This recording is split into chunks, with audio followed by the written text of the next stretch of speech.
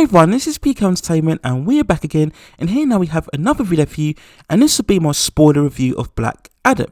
And you can check out my non-spoiler review of the movie and I'll leave a link with the description. So this won't be a chronological breakdown but far more of a free-flowing discussion of the elements that I thought were most standout and worth discussing of the actual movie itself. So your final warning now, spoilers for Black Adam. If you haven't yet seen the movie, you probably want to tune out, watch the film and then come back to this overall video. So the first thing I want to talk about is the origin story and how I felt it was really rushed. And we get this all the time within superhero stories. We get the standard prologue sequence where we explain the backstory, the history of the universe. Now, many people don't like this as they feel it's formulaic, but I've always do like it because I think it's something that can give you far more weight to the character in terms of their overall nature and motivation. It explains to us as viewers why exactly they're doing what they're doing. So if you can get the origin story right or the origin sequence right, that can really draw you into the story. We saw this mostly with the Fellowship of the Ring from the Lord of the Rings trilogy. But in terms of Black Adam here, they really did just rush through it. We had the story here where we come into some time, I think it's around 2600 BC in the land of Kandak, where we see loads of slaves on this archaeological site. They're digging for this crystal, I believe, known as Eternium. And we see this old man, he finds it and then he hands it over to the guard and the young boy who he has a relationship with, and the old man is killed. And then the boy takes the crystal and then he leads some sort of revolt against a slave. And then before he's captured and he's about to get killed, and then we see that the wizards zap him away and then they give him the powers of Shazam. Now, if you've watched the Shazam movie, you'll notice that the wizards here were the same ones that appeared in that film. So, for example, we had Demon Honso, I believe it was, who was one of the wizards, and they enable this boy to have the powers of Shazam, and this is what transforms him into the new champion, Tef Adam. I think it would have been good to have some explanation as to why they deemed the boy worthy. We got that in Shazam to a point. We saw Billy Batson. We got to know his character, so when he was initially gaining the power of Shazam, we at least had some sort of context, but we didn't have that here. The film itself is just zooming so quickly through this origin part. We don't really understand why this boy was selected at this stage of the story to become Tef Adam, and I just think again it was a missed opportunity, especially when you look at the DC universe as a whole. There's so much rich backstory and mythology that you could tap into here. But this movie really wasn't interested. It just wanted to rush through this as it saw it far more of an obligation before they could get to the current day story and all of the action and crashing and bashing, is what I mentioned in the non-spoiler review. Now later on in the movie, probably about 2/3 of the way through, they did come back to this origin story and we had more alternate takes or alternate perceptions of Adam and his creation. So the second interpretation is that Adam was far more of a vengeful personality and that he wanted to destroy the kingdom, and that the wizards were actually wanting to imprison him. And this was at the stage of the film where I believe they were trying to establish the inner conflict between Adam in terms of making that choice between either being the hero of the people or being the actual villain. We saw this highlighted many times throughout the trailer and promotional material, but again, the movie just didn't give you enough context in terms of that inner struggle, and this is where we could have had far more character sequences to really establish that struggle that Adam was trying to put up with in terms of trying to be a hero or a villain. And I think also this would have given Dwayne Johnson far more depth in terms of constructing an actual performance. I said in my non-spoiler review that physically he was perfect for this role, but because he was stuck, he was really constrained in trying to be this super intense, super stoic personality, that it stripped away any charisma that he could put within the character. And when we talked about this backstory here, we did get the further reveal towards the end of the movie, where the actual events that played out was that Adam was actually protecting the young boy, who was his son, and that the king, who was Ankot, I believe, who had attained the crown of Sabak, was wanting to hunt down the son because he had obviously acquired the power of Tef Adam. And as a result of this, he was held in captive, his father and his mother as well. As a result of this, the mother ended up being killed and the father was fatally injured, I believe. So we saw later on that the son had come back much more in this bigger, bulky physical form, that he had acquired the power of Tef Adam. And to save his father, he gave him the Shazam powers. Now, I wondered why this was. Why didn't the son eventually go on to claim vengeance for himself? I suppose in the grander scheme of things, it didn't really matter that much. We did have some scenes where we see Adam reuniting to an extent with his son and his mother as he was trapped away in the security prison. But again, the movie is just moving so quickly, so fast, we just don't have any time to really have any emotional weight or impact which would have benefited this movie, no doubt about it. Admittedly, it was a bit weird where they had the CGI face of Dwayne Johnson in a much more smaller body, just to establish the fact that the smaller sized Slave had then captured the power of Shazam, and then we've got the massive big bulky Dwayne Johnson. But I think the effects worked very well. We've seen that all the time with the likes of Captain America movies in the past, but I just think it was a massive missed opportunity to really expand on the backstory and the mythology. Now, I had some conversations with people who were stating that because we had already established the wizards and the power of Shazam in the Shazam movie, that we didn't necessarily need to go through that again with the Black Adam movie. But I disagree with that, because this is the first Black Adam movie. This is where you are introducing the character for the first time, and not a lot of people, or not as many people, would have seen Shazam. So I think it was necessary that you did need to have a good focus on the backstory and the history as Black Adam as a character. I think any movie, whether it's a superhero story or not, has to stand out on its own. It shouldn't have to rely on other films unless it's a sequel, and this isn't a sequel to Shazam. So yes, I do think the backstory was necessary, and the film definitely would have benefited for far more focus on it. The next issue I want to talk about is just the overall tone and the pacing and the aesthetics of the film itself. Now, in terms of the sequences, there were a few good shots where we saw Black Adam breaking out into the present day, and he was taking on all of the intergang troops. We had some very good visuals of the lightning that he was exhibiting, floating in the air, flying in the sky, fighting off all of the, I think they were more like space pods that they were coming across Black Adam in the sky. Later on, we had the earlier shots where we saw all of the vehicles and tanks trying to take him down amongst all of those explosions. So visually, to look at, it was fine, and the emergence of Black Adam coming into present day should have been a really tense sequence full of dread and jeopardy. But the problem is, the whole way that the action is staged is so full of slow motion, an overblown musical score and pop soundtrack. We had that sequence where we had the Rolling Stones classic song Fade to Black playing, while all of these freeze frames amidst the action. And I've never liked this style of action filmmaking. I just think it feels much more like a montage rather than an actual physical sequence where you really are gripped by the action sequences. And this is something that played out right throughout the film. We had this constant freeze framing, the supposed comic book panel shots where we have Black Adam hovering in the air and all of the lightning beams zooming from the sky, characters zooming up and down amidst the clouds. Again, visually, it looks cool, I suppose, but it doesn't really grip you. It doesn't really excite you, because any pace or momentum during the staging of the action sequences is taken away. And I said in my non-spoiler review, when I look at how all of the action is staged, it really does feel a lot like Zack Snyder. If you go by all of his previous movies, 300, Watchmen, Man of Steel, Batman vs Superman, this is his style of filmmaking. He loves all of those freeze shots, those comic book panel shots. He really wants to build a sense of grandeur amongst all of the action, but it just ends up being very much desensitized in many ways. And any intensity is just drained out amongst all of the constant music, which is another thing that annoyed me, is that every single scene we had to have music playing. It wasn't quite as bad as Christopher Nolan's Tenet, where the music drowned out literally the dialogue that the characters were speaking, but I've never liked this style of having music in every single scene, because it just drains away any chance to set up any real interaction between the characters.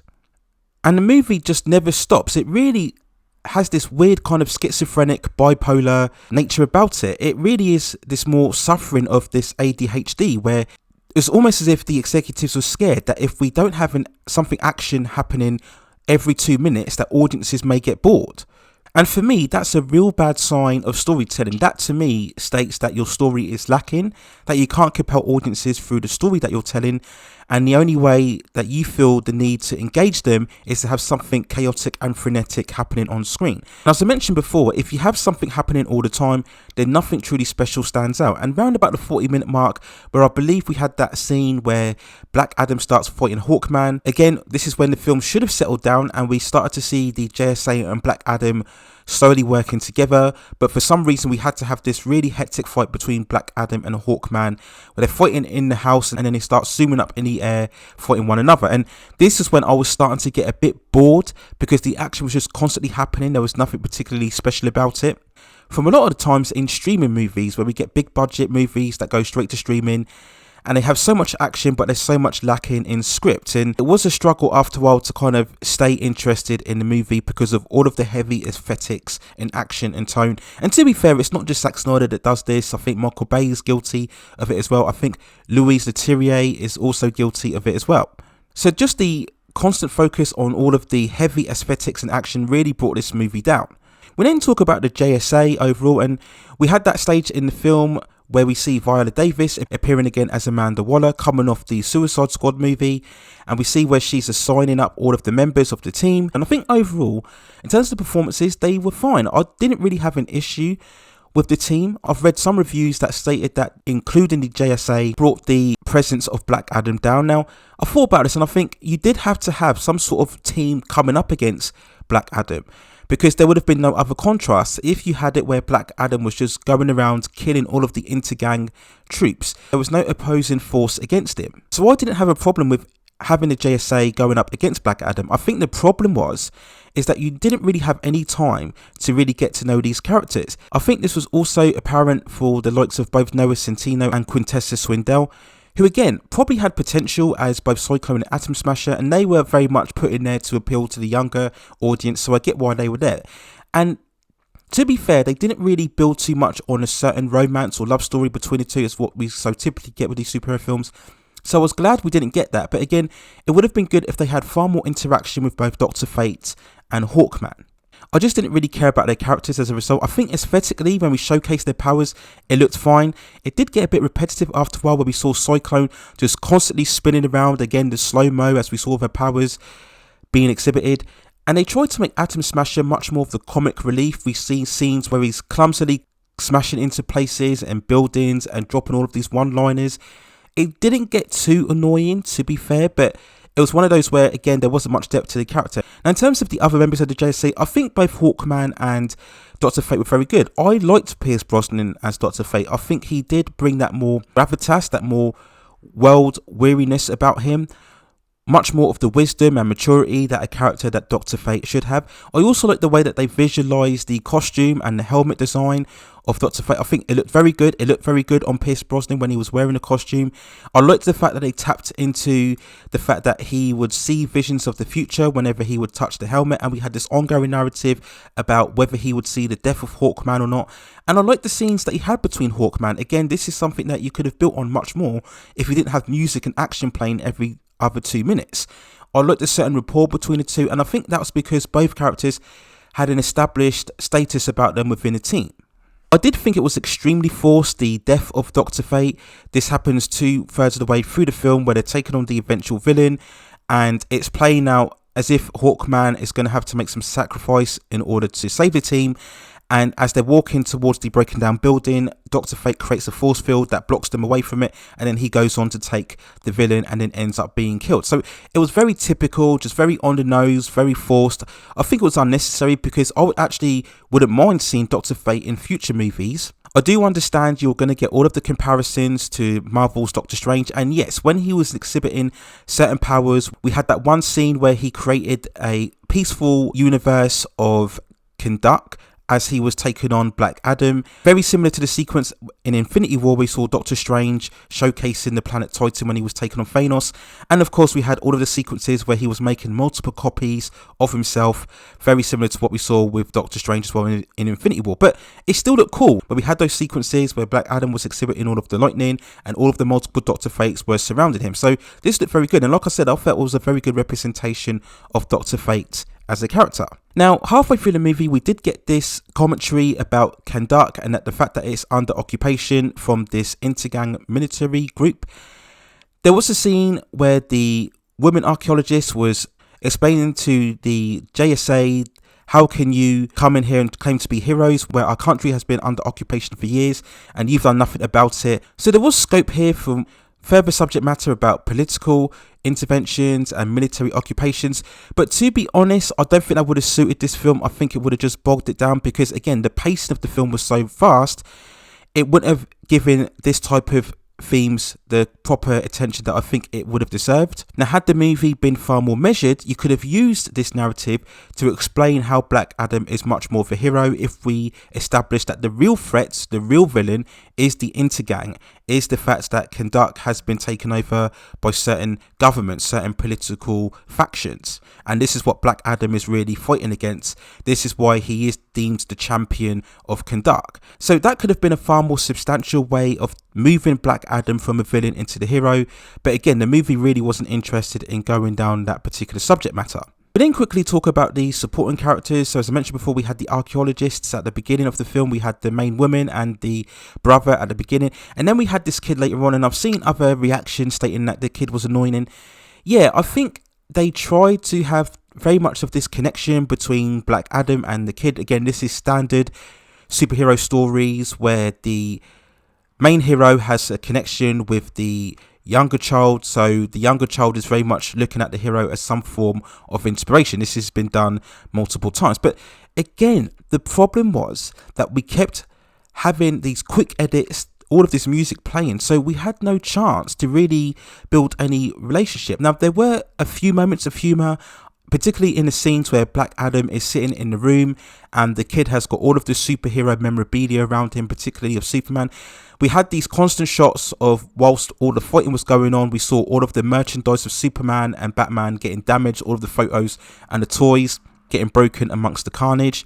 And again, this was the opportunity where you could have had much more character depth and weight if we spent time establishing the relationship between Black Adam and the kid, but it just didn't do that, and the kid was just overall involved too much. So we had all of these fights going on, and then the kid was constantly on his skateboard zooming in and out of the city. We see him later on rousing all of the crowds to come and fight against all of the walking zombies, which was really weird towards the end of the film.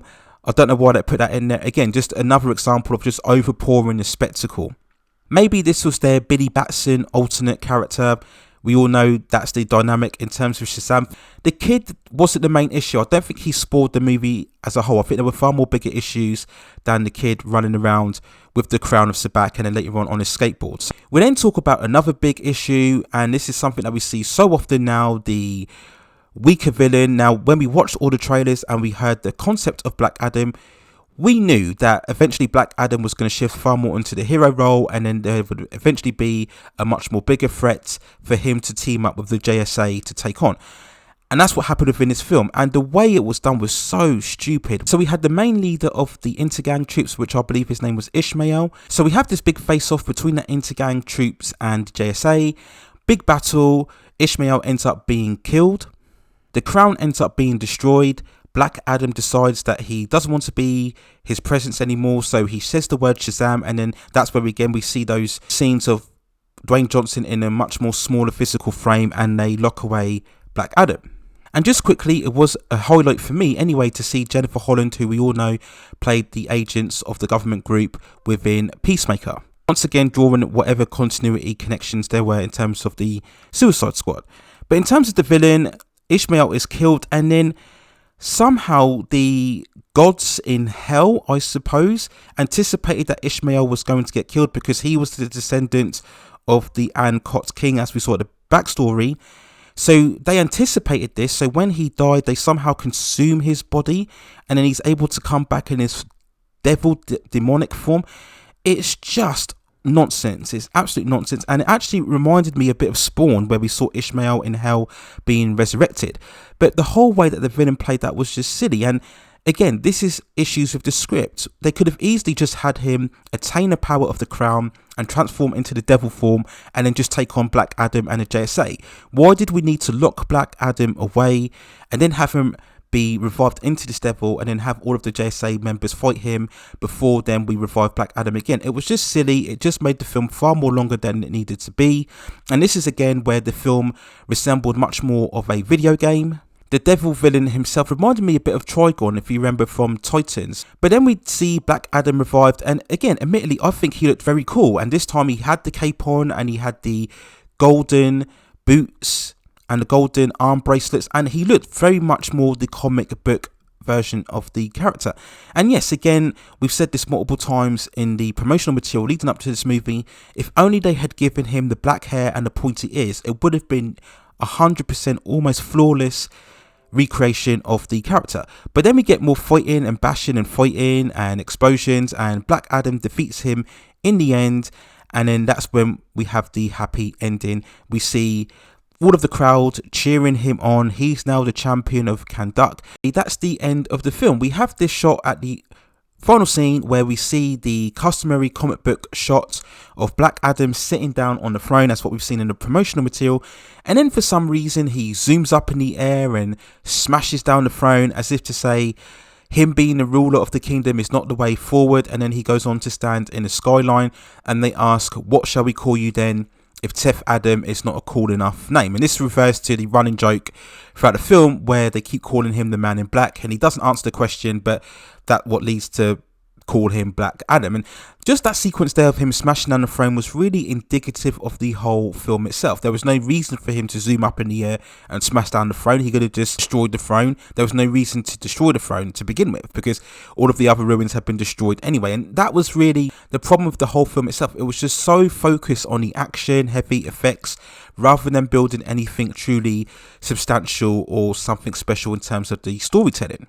But then, of course, we have to come on to the end credit scene, and if you follow any entertainment or pop culture coverage, you would have known this already, but just for anybody who doesn't know, we come to the end credit scene where we see Black Adam in Kahndaq talking to Amanda Waller via video projection, and she's basically outlining the fact that if he stays within his own country, then there'll be no problems, but if he ever ventures out, then she will assign the biggest forces to take him down.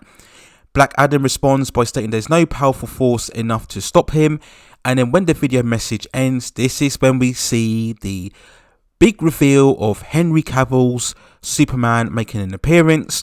If you notice, you will see that he has the spit curl, the famous hairstyle of the character, and you'll also see that his costume has got far more brighter colours and contrast. Now, I wasn't a particular fan of this, and I think it's because they tried to have it both ways, where they tried to have the more faded aesthetics of the original Superman costume with the brighter colours, and it just still looked a bit saturated and muted in its tone. And I think with Superman you kind of have to go one or the other, and I've always preferred the more colourful approach to Superman. But no doubt about it, Henry Cavill still looks the part. He's always looked the part as Superman. It's always been the way that the character has been written and interpreted. That's been the biggest issue. But in terms of this scene itself, now, if you are a Snyder fan, of course, you would have been jumping for joy whenever this scene leaked a couple of weeks ago. I stated at the time that I think it was a deliberate leak in order to promote the film. But the scene itself, if you aren't a Snyder fan, I don't think you would have really given it much thought, because it was only there for about 5 seconds. All Superman says is that we need to talk, and then Black Adam smiles, and then that's it. So there was no real big thing to get excited about in terms of the scene itself if you aren't a Snyder fan. Now, we all know, of course, Henry Cavill is good friends with Dwayne Johnson, and Dwayne Johnson's ex-partner Danny Garcia is Henry Cavill's agent. So there's no surprise that Dwayne Johnson was able to convince Cavill to make an appearance here. Many people, of course, have gone completely super hype on what it means potentially for the DC universe going forward. Will we indeed see a future appearance from Henry Cavill? Will we see a future Superman movie? At this stage, if you follow my channel, you'll know my thoughts by now. I just don't get any hype or excitement by all of these announcements from DC, because that's all they are, announcements. We've gone through this cycle so many times where they've promised us future projects, future films, future directions going ahead for their universe, and it always amounts to nothing. So until I literally see a promotional trailer for Superman, and also context that we will be going towards far more of the inspirational version of the character, then I'm not really going to buy into any speculation or rumours regarding what this scene means. And if you really look at it in terms of the context, the fact that they played the iconic John Williams score, still for me the best superhero theme ever within music or movies or popular culture in general. As a Snyder fan, you have to think, why did they play that? I know this upset a lot of the Snyder community, but if you really think about it, if the Henry Cavill version from the Snyderverse had made the true impact that so many hype him up to be, then why did they play the John Williams score? Why didn't they play the Hans Zimmer score?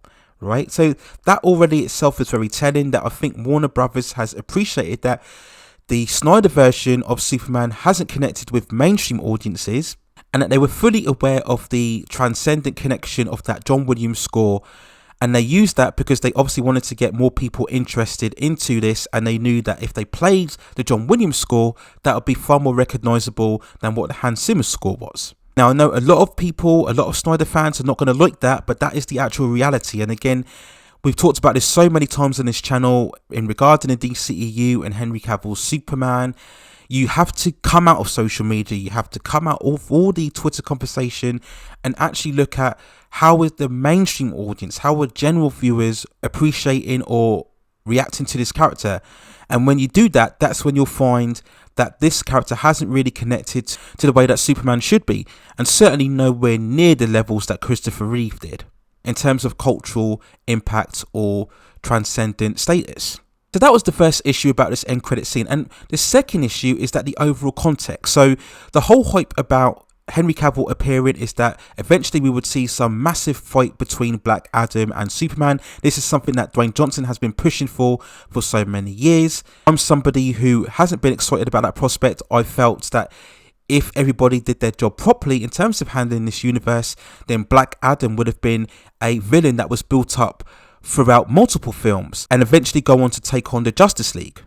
But if you're going to have Black Adam fighting Superman, then obviously Black Adam has to be the villain, right? Because Superman can't be the villain. But at the end of the story, you've established Black Adam as the hero. He literally says it at the final scene where he wants to be far more of the protector of his people. So if Black Adam is the protector of his people, and we all know Superman is the protector of people, then how can they fight?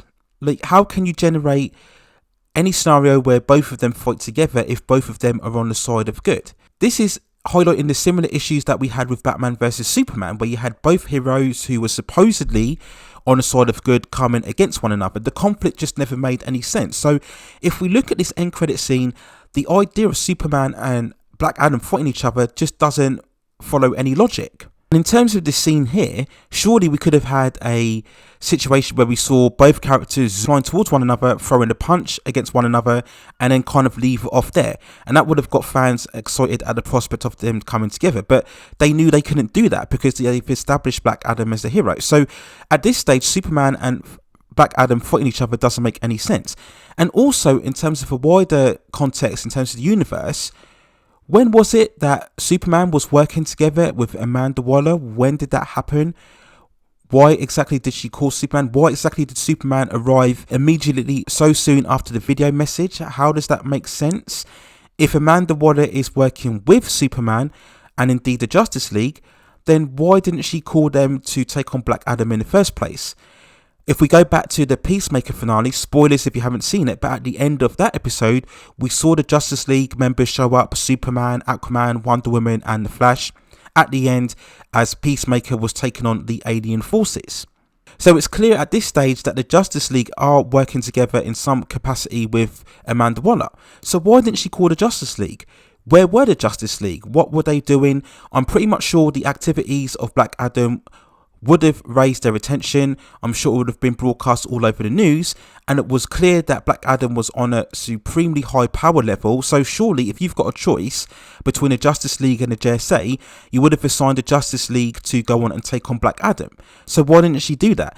So that question in itself just highlights again really the mishandling of this universe, how in terms of connection it just doesn't make any sense.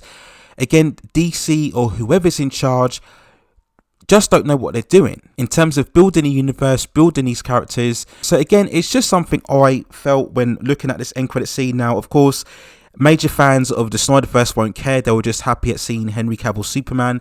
So we'll go forward. We'll wait and see. I may do a further video on it, but for now, I just think it didn't really make a lot of sense. So that's it then in terms of my overall spoiler review of Black Adam. Let me know what you think in the comments below. If you feel there are any elements of the movie that I didn't touch upon or that I missed, let me know in the comments and we can have further discussion. I will of course provide coverage on the overall box office opening weekend of the film that we will find out, I believe, on Sunday, and we'll get the confirmed figures on Monday. So that video will probably come out Monday evening, and we will assess further after that what the box office figures mean going forward for Black Adam, and whether it will have any implications going forward for the character, for the DC franchise, for Henry Cavill's Superman. I may do a further video on that issue as well going ahead on the future. So let me know what you think about this review and the movie in the comments, and if you have any other suggestions on any other movies or topics or series that you'd like to see me cover within the channel, then also let me know in the comments, and I will see if I can provide further commentary on you on the future within this channel. Please also hit and like the subscription and notification buttons so I can provide you more high quality content like this in the future. But that's it for now. Take care of yourselves, stay at safe distances, and I will see you very, very soon.